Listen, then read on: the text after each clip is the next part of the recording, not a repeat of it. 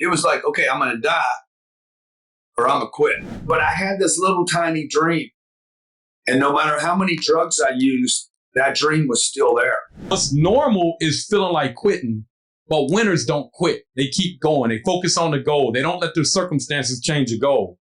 Yeah, I don't know if it's winners don't quit. I know you can't win if you do quit, though. That guy will go on to be a billionaire because he started listening to Grant Cardone. This country needs you, man. Why not come in and save it? Run for president, brother. We need you, man. Oh my God, you crazy, man. Nah, we need you, brother. It would be, hey, man, you don't even got to run a campaign. You ain't even got to do a fundraiser, man. You just in there. The American dream is real and alive. That's right. But you need a strategy. You cannot do this on just willpower. You got to have a strategy.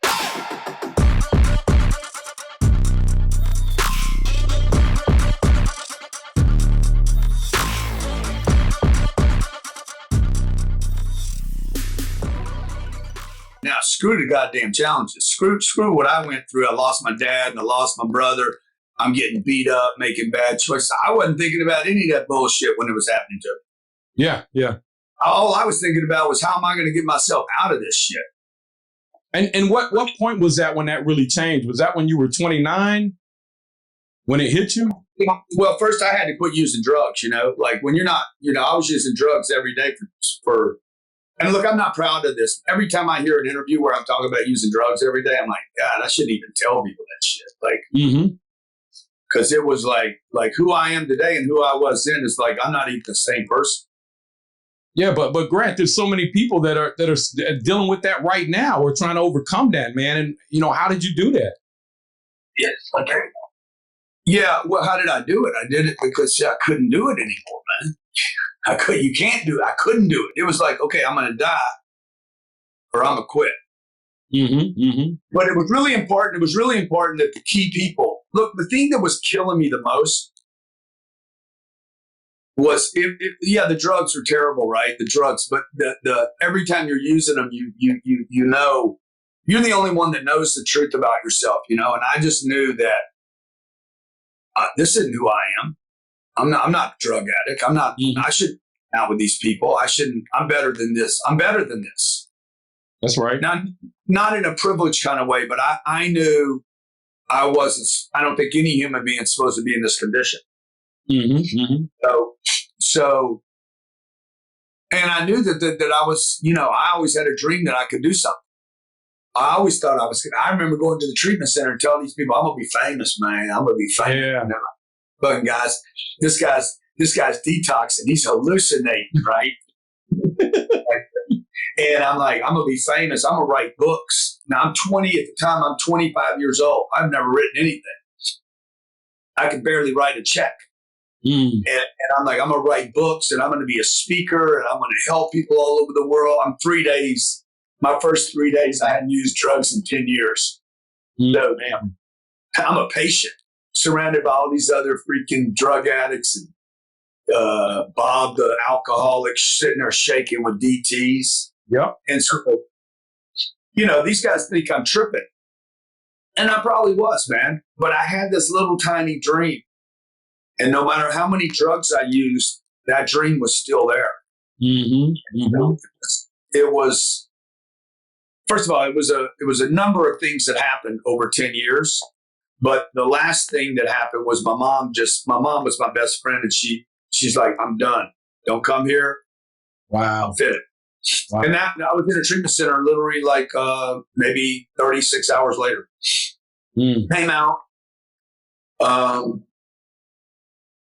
and just threw myself into my work because I was scared I was going to use again. And then I started rebuilding my life, but it wasn't quick.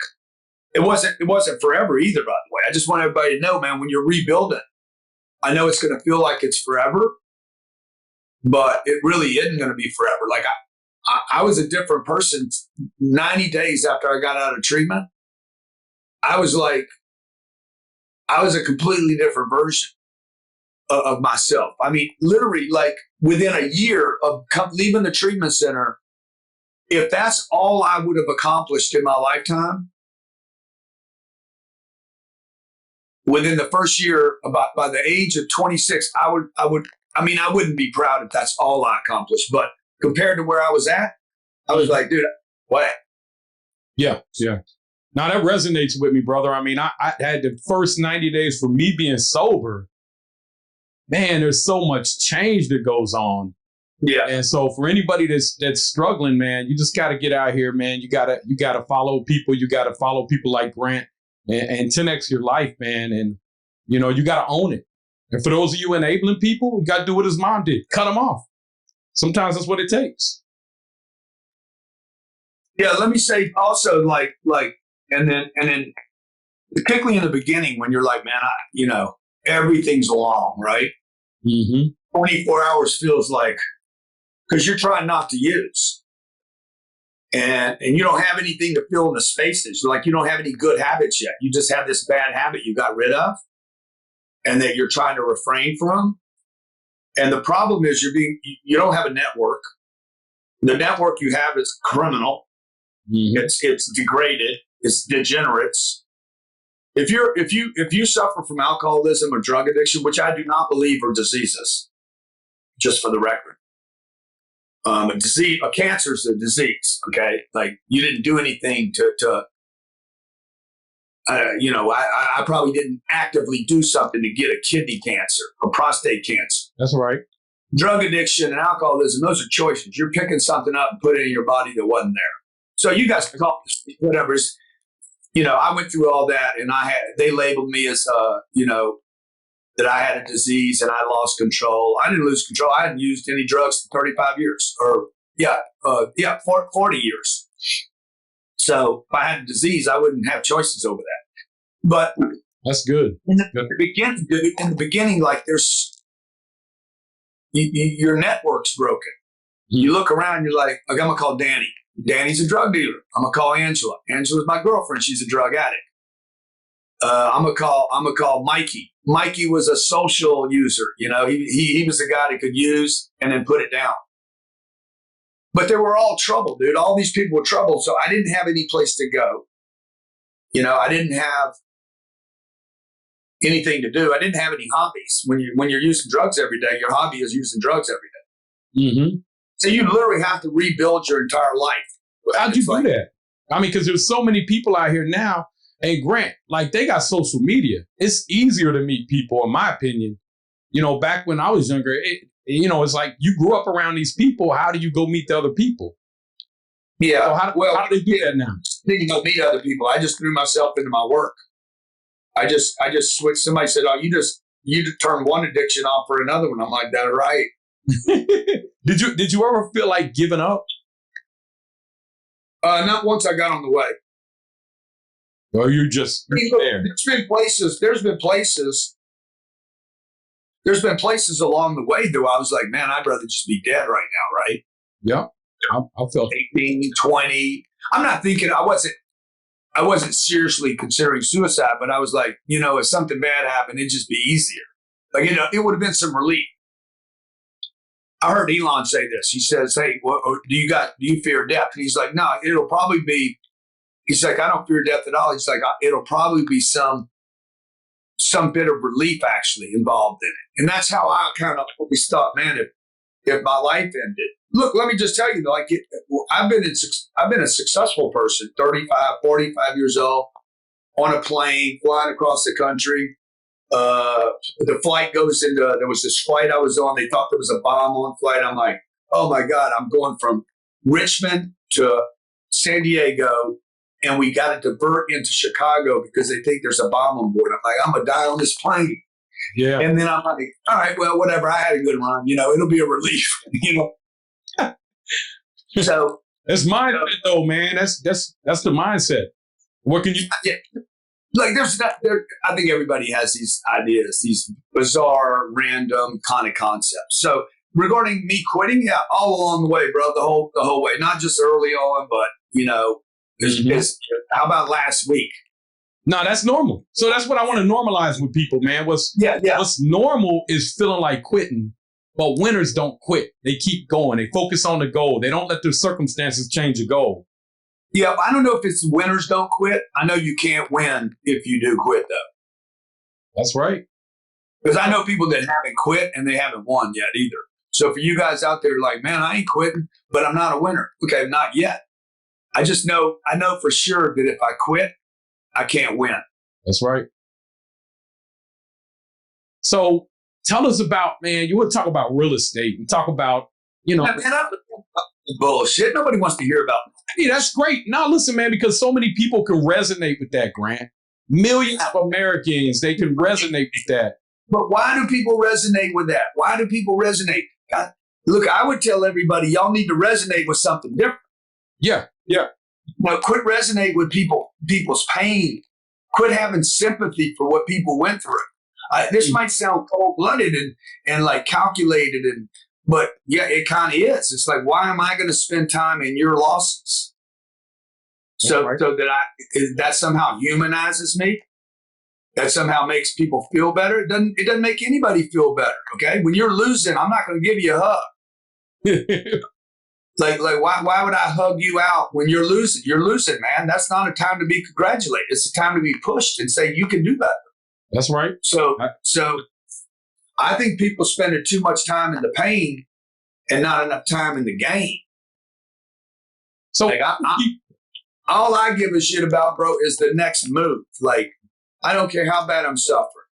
Like, you don't know what I got going on right now. I got 3 things going on with me right now that you can't even see, that you should be able to see, but I won't let you see them right now. Mm-hmm. Okay? Because there's no reason for me to bring attention to some issues I got going on. So if I bring attention to that, yeah, you're gonna the same shit happened to me, man. We're gonna spoon out. We're gonna have our little drama bond. Have our little 25-minute meeting of crying on each other's shoulder. Mm-hmm. But all that's doing is bringing me backwards. It's not bringing me forward. So let's talk about how we move America forward, because, there's so many misconceptions. You got Dave Ramsey out here. You got college out here. You got all this stuff that's holding people back in America. And once you crack the code and you understand that debt is wealth, when you started to understand good debt and how that could make you wealthy, how does that change you as a person? And tell people how any American can do that, how anybody in this country can do that. Well, you need a regarding who you're going to listen to, you guys got to figure out, for the person paying attention right now, you got to pick somebody to follow. You can't, today, the problem today is that there's so many podcasters, so much information, so much Instagram, data is everywhere, right? So the most important thing today is to fine tune who you're going to listen to. If you're going to listen to Dave, pick Dave and don't listen to me. If you're going to listen to Vaynerchuk, then go listen to Gary and sell baseball cards. Don't get involved in real estate. Mm-hmm. You got to pick something. Like, one thing that I've done in my life is I don't study a lot of people. I go deep on one guy or a gal, and I go study everything on that person. I used to study everybody. And then I realized one day I was quoting some guy. I'm not going to mention his name because I don't want anybody to know who he was, but I thought this guy was brilliant. And then somebody said, that guy committed suicide, right? I'm like, oh, shit. Wow. Then what am I doing? The ultimate quitter. Yeah. To quit. No offense, but the ultimate tap out, quit, is suicide.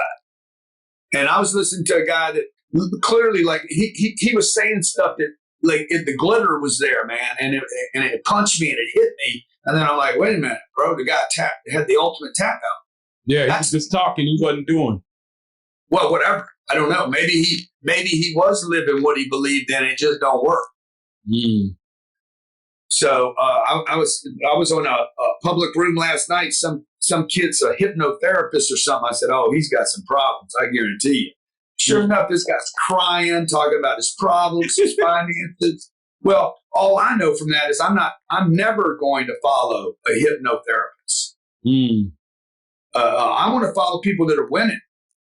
So tell people how to win in the new America. How do they win? Because you know how to win. All I'm saying is, like, you guys got to pick somebody.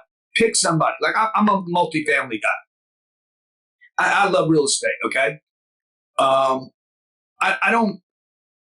studied Warren Buffett to actually build out my real estate philosophy, strategies, and a $5 billion business. Now, people are like, Warren Buffett doesn't invest in real estate. Yes, but his investment strategy is what I used to determine what kind of real estate I would buy. And in fact, because I'm not an insider on Wall Street, what I did was I took Warren's information. I studied, I bet you I've been through 50 of his books, another 150 interviews. Like, what is this guy doing? What is he doing? Oh, he invests in cash flow companies, Apple, Coca-Cola, General, GE, all the insurance companies, Occidental Petroleum, all senior, old management in place, cash flow companies, bought under, he paid a price for them, a good price, not a cheap price. And I'm like, okay, how can I apply those principles? Don't lose money. How can I apply those long-term investor? How can I apply those principles to what I do? And so, it's like some people will see me and they'll be like, oh, he's got an AR up there and he's got all his pictures behind him. He's all flashy. Okay, well, what's that got to do with whether or not you can learn from me? What can you learn from me? Right? And so I would just tell people, one, study somebody deep. And don't just listen to what they're saying, but see what they're doing. Okay, that guy that was on CNN. What's the guy's name on CNN? He used to do these travel shows. Oh yeah, Anthony Cardone. Yeah, that guy committed suicide. There's another quitter. Pass out in his hotel room, entertaining America, smoking weed, bragging about how he's smoking weed, drinking in all these places, traveling all over the world. I'm like, okay, I ain't doing that shit. Yeah. I ain't following him. I might follow what he did and not do it. Put it on my don't follow list, like don't drink everywhere you go, don't use drugs, don't smoke drugs, and don't travel every day of the year and be away from your family. It's a recipe for disaster. Now, regarding debt, I was brought up not to use debt. Like most Americans. My mama and my daddy are the ones that taught me this. First of all, when they were coming up, they couldn't wait to get a loan. My dad begged to get a loan on a house. And then once he got it, he wanted to get rid of it. I'm like, God damn, you want it or you don't want it? Like, if it's good, if you wanted it, why do you want to get rid of it? Well, the reason he wanted to get rid of it is because the house that he bought with debt did not provide income. So Grant. Yeah. So look, as far as debt, man, most Americans, middle class, they talk to save money. You got guys like me that understand the fractional reserve banking system that go to the bank, and that money that they're saving, the bank doesn't even want it. It's trash. It goes in, as soon as the bank gets it, goes in as a liability to the bank. It doesn't turn into an asset until they lend it out to us, right? They get 10 times leverage, 12 times leverage. Well, you got all of middle class trying to save money. And then you got the wealthy people going in here, borrowing all the money, getting wealthier. Why do Americans not know about this? Why are they so blind to debt? Why are they listening to people that are going to make them live a marginal life? You got people out here that I see following you, Grant, and personally inspired that, man, buying hundreds of millions and billions of dollars worth of real estate because they started to understand debt following you.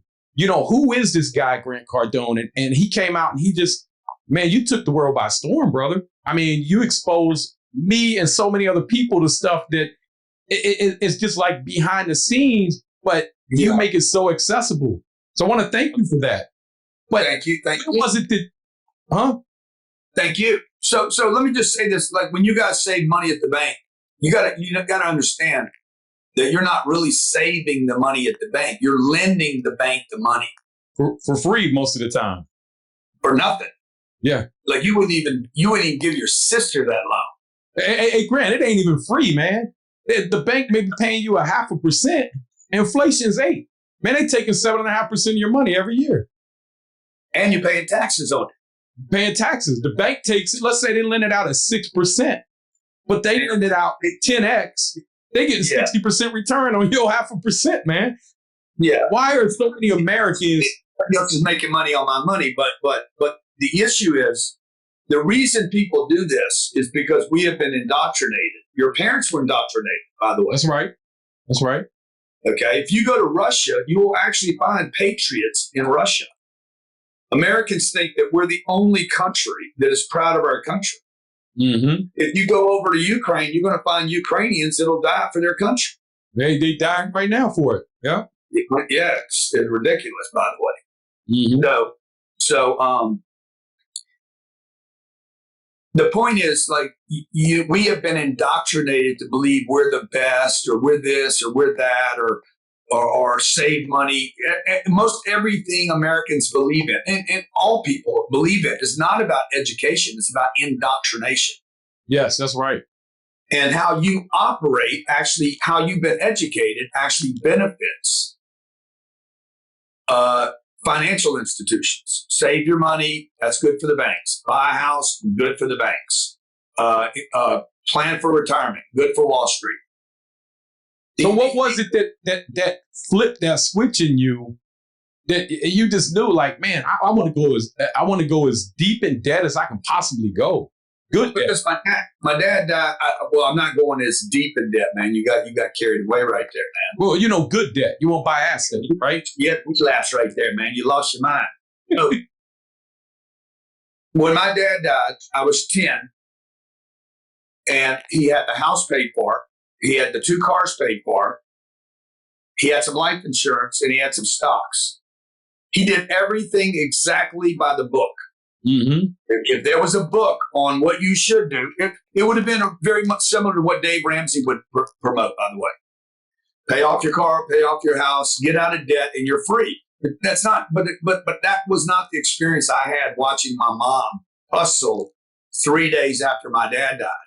Wow. Selling the house, selling the cars, downsizing everything, cashing in the life insurance, and now trying to figure out, okay, how do I manage this little bit of money left over from the insurance? Mm-hmm. And he did everything right. And he did everything right. Mm-hmm. And so I'm 10 or 11. I don't know that I'm learning this at that age, but I'm observing it. I won't know any of this until probably another 20 years later when I look back and say, what the hell happened, bro? I had more money when I was 12 years old than when I was 22. Whoa. I spent 5 years in college. I had debt to go to college. Everybody told me I had to go to college. I didn't have to go to college. Another indoctrination. That's a $2 trillion freaking scam right there. Oh, man, let's talk about that, man. College being a scam. That's, man. So what happens, so all these things are basically funding Wall Street. If you guys just take a look at it, it wasn't until I was about 40 years old that 2008, the housing crisis, when I started saying, what is it I don't know, man? Because I went from 25 to about 45 years old, and I did everything right. Exactly what my dad did. Paid my shit off, never over leveraged, very full, worked my ass off, didn't take on too much debt. 2008 came on, freaking almost wrecked me. Wow. And I didn't do anything wrong. And so I started about 13 years ago. I just started looking, okay, what is it I don't know? Or more importantly, what is it I do know and believe to be true that's not? And that's when I started uncovering that I was operating like a millionaire, like middle class millionaire, which are really basically poor people that think they're rich. Mm-hmm. And I wasn't operating like these big companies. I was listening to Dave Ramsey. I was listening to the Millionaire Next Door. Then I'd go listen to Kiyosaki talk about all the drama and trauma and the world's going to come to an end and you need to be in gold and silver. By the time I listen to all this shit, I can do anything. You're confused, huh? Look, I don't know what to do. Yep. It's like I'm driving the car asking my kids, should I go left or right?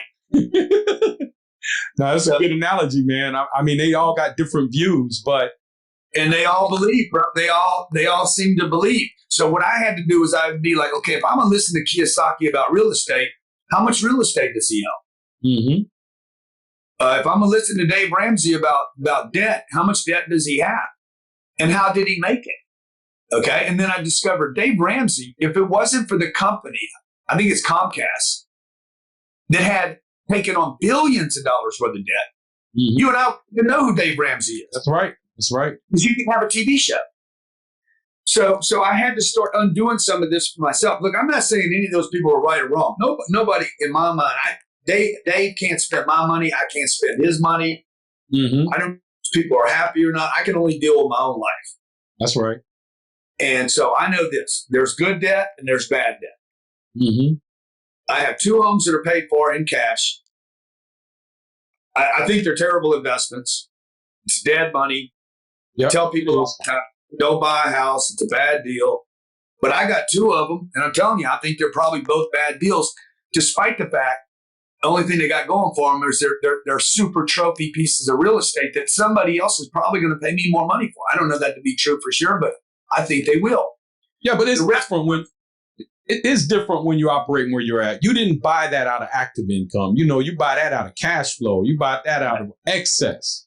And so the people that are out here in America, man, they either listen to Dave Ramsey and they live live under a bridge, eat bologna, save money for 40 years and die, or they listen to you and they 10x in their life.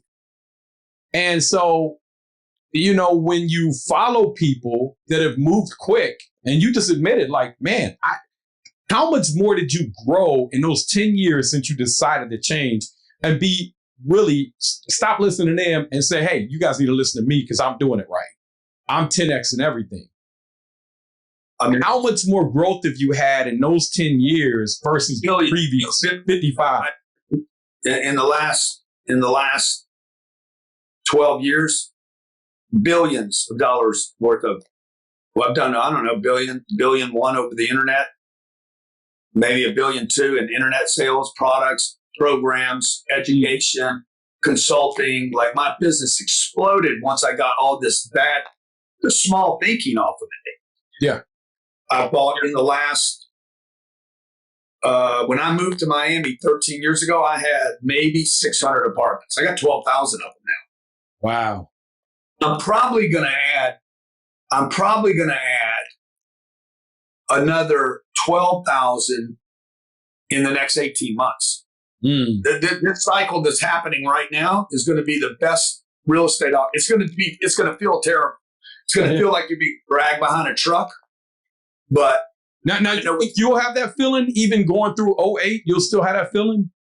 100%, bro. You never get used to being beat in the face. That's right. Shit hurts time. Hurts as you get older, too, more. So how far off is Black Friday? Is it already here? Black Friday? I mean, I don't think there's a Black Friday in real estate because it takes longer to liquidate, right? It's not like no. I mean, in terms of, man, you see the deals coming, you see the bridge loans, and people can't pay them, and they had these crazy assumptions that they were going to get 6% rent increases and sell at summer caps this summer. Yep. Maybe autumn, unless the Fed drops interest rates again, which would save the whole program. And by the way, they come out with that 40-year program. They got a 40-year program they're coming out with. That'll help a little bit. Yeah, not much. It changes the payments on a house $200. Yeah. Well, if they did a 5-year IO on the front, that would help a little bit. But we can't count on the government to do anything great. And that kind of leads to my question, like, hey, Grant, man, I know you killing it. You can go make as many billions as you want because you've cracked the code. And you talk about the 1.1 billion that you've done in education, but man, you've helped the velocity of this country, the velocity from your teachings, from you inspiring people, trillions of dollars, brother. I mean, we can't put a number on that. Think about that. One single person. Yeah, man. Look, I mean, I know a buddy of mine who started listening to you in 2012, brother. He bought a 6-unit. Man, this guy has over 1,500 units right now, brother, and he is absolutely crushing it, man. And he just turned 30. Think about that, brother. That's one guy. That guy will go on to be a billionaire because he started listening to Grant Cardone. And I'm not saying that he didn't take action, but he had. But there's so many people out there like that, Grant. And I just got to tell you, man, you've created so much velocity in America and you've inspired so many people, including me. You know, because, brother, less than 10 years ago, I was bankrupt, brother. And today I own Hilton, Marriott, IHG hotels, about, 1,600 apartment units. I've been last year I slowed down a little bit because I felt the pain coming. I felt it coming. And we start cash out and leveraging everything when we were getting that 3.75% debt, pulling cash out. And we're doing what you're doing right now, man. We're getting ready, brother. And, but I feel like we need more of Grant. And I know you don't, but man, I would love to ask you, brother, this country needs you, man. Why not come in and save it? Run for president, brother. We need you, man. Oh my God, you crazy, man. Nah, we need you, brother. It would be, hey, man, you don't even got to run a campaign. You ain't even got to do a fundraiser, man. You just in there. Oh my God, that's ridiculous. Well, I know you don't need that, but we need you, brother. We need somebody that.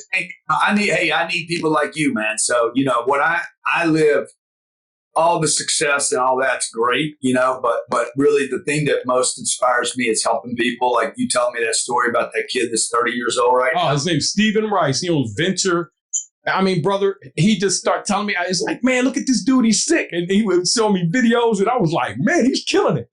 Yeah. I mean, when we go out and we're in public and we see people come up to me and, I didn't know how many people we had actually reached. I was at a UFC fight the other night. All the Bengals are sitting right behind Joe Burrow was right behind you, brother. I'm from Cincinnati, so I was like. Bro, he was Odell Beckham, man. He's over there, OBG, and he's like jumping in my seat, man. Man, I love you for fanboying on me. I'm like, God dang, I didn't know I got to these people. Uncle G. Everybody knows you except two people, and they don't have internet. Yeah. So that's everybody knows you, man, and man, you could do it. But I know that's a big sacrifice for you and your family. But you talked about it. You talked about people.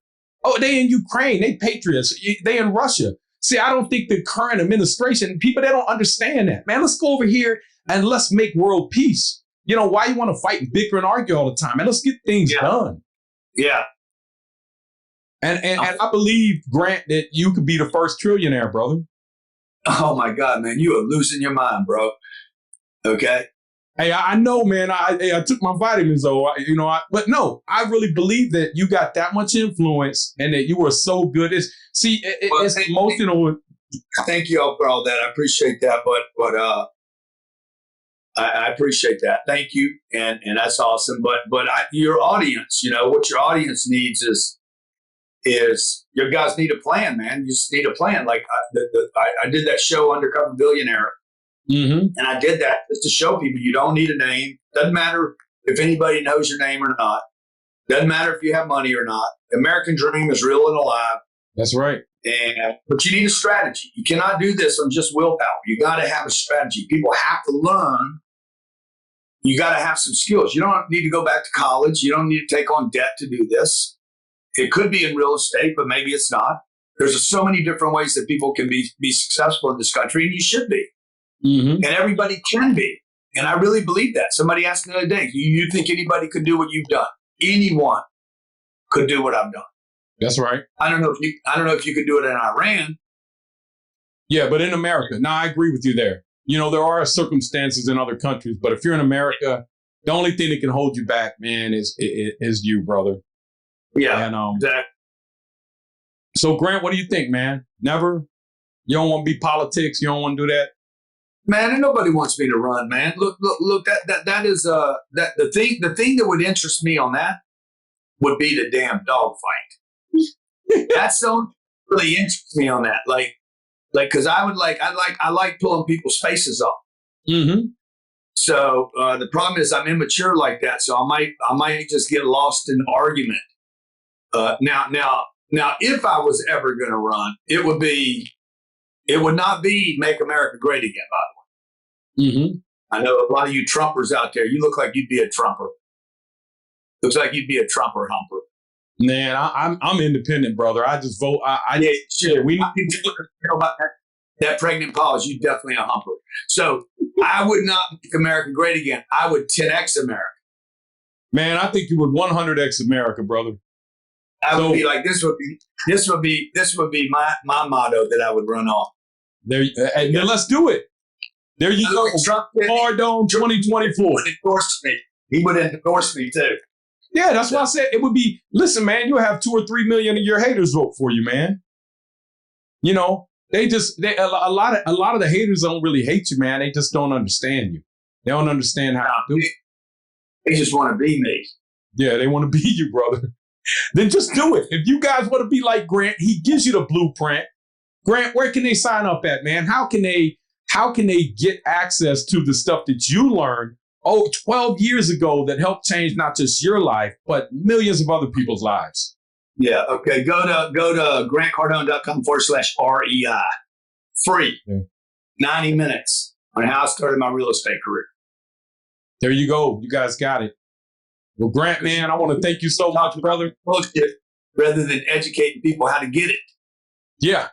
Well, man, I just want to be respectful of your time, man. They said 25 minutes. You've given what you're doing.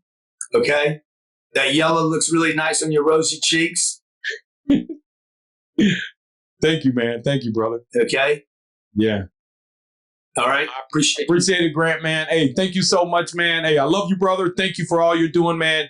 There you go, guys. You got it. Grant Cardone 2024, baby. Even if he ain't running, just go vote for him.